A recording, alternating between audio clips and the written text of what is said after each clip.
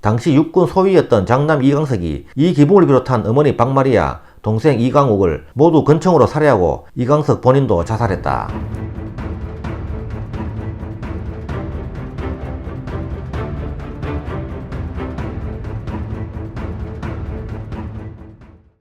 자유당의 2인자 만송 이기붕 편입니다. 1896년에 태어나서 1960년 4월 28일까지 64세를 살았다. 이기붕은 충청북도 괴산군에서 이낙이의 일남 일녀 중 맏아들로 태어났다. 그는 본관이 전주로 세종대왕의 친형 효령대군의 17대 손이었다. 그의 증조부 이회정은 예조판서, 한성부 판윤 등을 지낸 고위 관료였으나 이모군란 때 흥선대원군 포로 몰리면서 1883년 민씨정권에 의해 사살됐다. 이후 그의 집안은 몰락하여 그의 조부 이서군은 가족들을 데리고 충북 괴산으로 낙향하였고 이곳에서 이기붕이 태어났다. 그러나 아버지 이낙이가 이기붕이 7세 때 급사하여 이기붕은 호르몬이 밑에서 어렵게 성장하였고 어린 시절 한성부로 올라와 성장하였다. 가난한 환경으로 밥을 굶기가 예사여서 몸이 병약하였는데 그가 소학교에 다닐 때는 주위 사람들이 며칠 안 있어 죽을 아이를 무엇하러 학교에 보내느냐고 했다고 한다. 이기붕은 제동보통학교, 보성중학교를 병약한 몸으로 어렵게 다녔고 당시 보성중학교 교장이었던 최린을 만나 알게 되었다. 19세인 1915년 서울의 보성학교를 졸업하고 연희전문학교에 입학하였으나 가정 형편으로 중퇴하고 선교사 무수의 통역으로 있다가 그의 도움으로 미국으로 건너갔다. 그는 미국에서 접시 닦기, 호텔 종업원 등을 하면서 어렵게 학교를 다녔고 27세인 1923년 아이오와주의 주립대학인 데이버 대학 문과를 졸업하였다. 이기붕은 대학 졸업 후 뉴욕으로 건너가서 노동일을 하며 생계를 유지했는데 이때 그는 일생의 운명적 만남인 이승만을 만나게 된다. 이승만은 당시 미국에서 대한국민회 회장으로 있었는데 같은 전주 이시였던 이기붕을 만나게 되었고 이기붕은 이승만의 동지회에 가담하면서 둘은 친한 사이가 되었다. 35세인 1931년 미국 유학 중 10살 연하의 박마리아를 만나 약혼하였으나 박마리아가 귀국하는 바람에 약혼은 취소되었다. 38세인 1934년 8월 이기붕은 미국 유학 20여 년 만에 귀국하였다. 귀국 후 박마리아를 다시 만나 그해 12월 둘은 결혼을 하였다. 당시 박마리아는 이화여전에서 강사로 재직 중이었다. 이기붕은 귀국 후 북촌 일대에서 가회상해, 다방 종로, 건축 청부업 사무소 등을 경영하였고 미국에서 친하게 지냈던 허정과 함께 충북 영동에서 광산에 투자하였지만 모두 실패하였다. 이기붕은 귀국 후 해방을 맞이하기까지 약 10년간 뚜렷한 직장 없이 백수 비슷하게 지냈고 기생요리집인 국일관에서 허드렛 일을 하는 지배인을 지내기도 하였다. 49세인 1945년 해방이 되자 미 군정의 통역관으로 채용되었고 10월 이승만이 귀국하면서 그는 미국에서의 인연으로 이승만의 비서직을 지내게 되었다. 이기붕이 이승만의 신임을 얻어 이후 출세 가도를 달리게 된 데에는 부인 박마리아의 역할이 절대적이었다. 이승만은 미국에 있을 때 이명신에게 청혼을 하였다가 거절당한 적이 있었는데 이명신은 최초의 여성 장관으로 초대 상공부 장관을 역임하면서 이승만 사저인 도남동에 자주 들락거렸는데 이 둘이 불륜관계라는 소문이 나면서 미국에 있던 프란체스카가 급히 귀국하여 이명신의 도남동 출입을 금지시켰다. 박마리아는 이런 틈을 이용하여 유창한 영어 실력으로 프란체스카 여사와 친분을 다졌고 경제적으로나 사회적 지위로나 별 볼 일 없었던 남편을 정계에 들이는데 지대한 공헌을 하였다. 이리하여 이승만은 박마리아에게 프란체스카 시중을 들게 하였고 이기붕은 이승만의 비서실장을 맡게 되었다.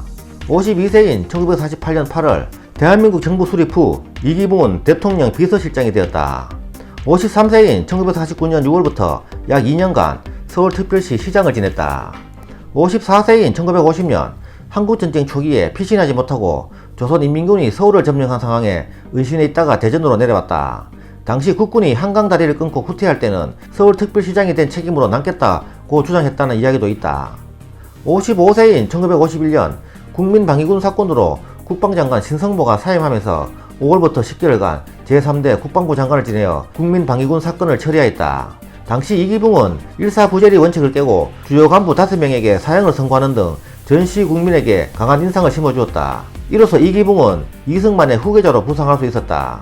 그해 12월 그는 자유당 창당에 참여하였다.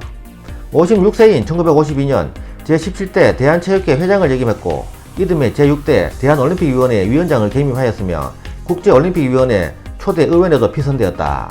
57세인 1953년 이승만이 자유당 내 이범석의 족청계 제거를 지시하자 자유당 총무부장을 맡아 박용만 조직부장 등과 함께 이를 적극적으로 추진했다. 그해 12월 자유당 중앙위원회 의장에 올라 자유당 내 권력 2인자가 되었다. 58세인 1954년 이승만의 대통령 종신 집권을 위해 4.4 5.입 개헌을 강행하여 가결시키게 만들었다. 이 헌법 개정으로 1956년 대통령 선거에서 이승만이 또다시 재선을 하게 되었다. 당시 김영삼이 이승만 대통령을 찾아가 삼선 개헌은 안된다고 하자 이승만은 불쾌한 나머지 손을 부들부들 떨었다고 한다. 뒤에 이기붕은 김영삼을 찾아가 화를 내며 왜 쓸데없는 말을 해서 노인을 화나게 하느냐고 나무랐다고 한다. 그해 6월 제2대 민의원 의장에 선출되었다. 이후 이기붕은 3대, 4대 민의원 의장을 지냈다. 60세인 1956년 5월 대통령 선거와 함께 치러진 부통령 선거에 자유당 공천으로 출마하였으나 민주당의 장면에게 패하여 낙선하였다. 그해 9월 민주당 전당대회에서 장면이 김상봉 등이 쏜 총에 왼손을 관통당했는데 훗날 최종 배후에 이기붕이 있었다는 것이 밝혀졌다. 61세인 1957년 3월 26일 이승만의 83세 생일에 맞추어 큰아들 이강석을 이승만의 양자로 입적시켰다. 부부였던 이승만과 프란체스카 사이에 소생이 없었다. 당시 법적으로 맏아들은 양자로 보낼 수 없었고 이승만은 양녕대군파로 이강석의 할아버지 뻘이라 족보상으로도 맞지 않았지만 이기붕은 그의 맏아들 이강석을 이승만의 양자로 보냈다. 그래서 본인의 출세를 위해 아들을 판다고 이기붕은 세간의 비판을 받기도 하였다. 당시 이강석은 서울대 법대를 다녔으나 부정편입 문제로 서울대 법대생들이 동맹휴업을 하는 바람에 중퇴하고 육군사관학교 14기로 재입학한 상태였다. 62세인 1958년 4대 민의원 선거에서 서울의 자유당 지지율이 바닥이라 출마가 어려워지자 서대문구에서 경기도 이천으로 선거구를 옮긴 후 민의원에 당선되었다. 이때 자유당의 온갖 굳은 일을 도맡아 하던 정치깡패 이정재가 고향인 이천에서 민의원에 출마하려 하였으나 이기붕은 동대문파를 모두 구속하고 이정재를 협박하면서 이정재의 이천 출마를 포기시켰다. 64세인 1960년 3월 15일 3.15 부정선거를 통해서 부통령에 당선되었다. 당시 이승만의 재선이 확실시되는 상황에서 이승만의 나이가 85세로 임기중 6호시 부통령이 대통령직 승계가 확실하기 때문에 이기붕은 건강이 좋지 않은 상태였음에도 부통령에 당선되기 위해 무리하게 부정선거를 감행하였다. 결국 4월 19일 4.19 의거가 일어나고 4월 25일 성남 군중이 이기붕의 집으로 몰려오자 이기붕은 집을 빠져나와 경기도 포천시에 대한민국 육군 제6군단 사령부로 피신하였다. 이후 경무대를 옮겨와 부통령을 사퇴하고 미국으로 망명을 계획하고 있었으나 4월 28일 새벽 당시 육군 소위였던 장남 이강석이 이기붕을 비롯한 어머니 박마리아, 동생 이강욱을 모두 근총으로 살해하고 이강석 본인도 자살했다. 이강석은 수많은 정치 테러와 부정선거로 인해 수많은 국민들을 죽게 만들었던 아버지 이기붕을 매우 증오했었다. 이 당시 이강석만이 머리와 가슴에 2발을 맞았고 다른 사람들은 머리에 1발씩 맞았는데 아들 이강석이 모두 죽였는지 아님 다른 이가 죽였는지 이들의 죽은 과정이 명확하지는 않다. 이때 이기붕의 나이 64세, 박마리아 54세, 이강석 23세, 이강국 20세였다. 이기붕은 박마리아와의 사이에 2남 1녀를 두었으나 맏딸 이경희는 14살에 요절하였고 두 아들 모두 젊은 나이에 죽어 그의 집안은 후손 없이 멸문지화를 당하였다. 이기붕 사후 친족의 결의로 칠촌 조카인 이강복이 양자로 들어왔으나 그 역시 터라에 딸만 둘을 두었다. 아이러니하게도 그의 가족이 모두 죽은 날 아침 미국 대사 메카나기는 이기붕 내외의 망명 신청이 수락되었다는 미국 정부의 뜻을 전달한 상태였다고 한다. 당시 김영삼은 밑에 사람들이 보좌를 잘못했고 이기붕이 건강이 안 좋은 사람이었는데도 대통령 욕심이 있었다고 평가하였다. 이승만은 이기붕 가족을 조문한 다음 달인 5월 29일 하와이로 망명하였다. 이기붕 일가가 살던 집터에는 현재 4.19 혁명 기념도서관이 건립되어 있다. 이기붕은 어려운 가정 환경에서 태어났으나 부인 박마리아를 만난 이후 이승만의 오른팔이자 자유당 정권의 2인자로 무소불위의 권력을 휘둘렀다.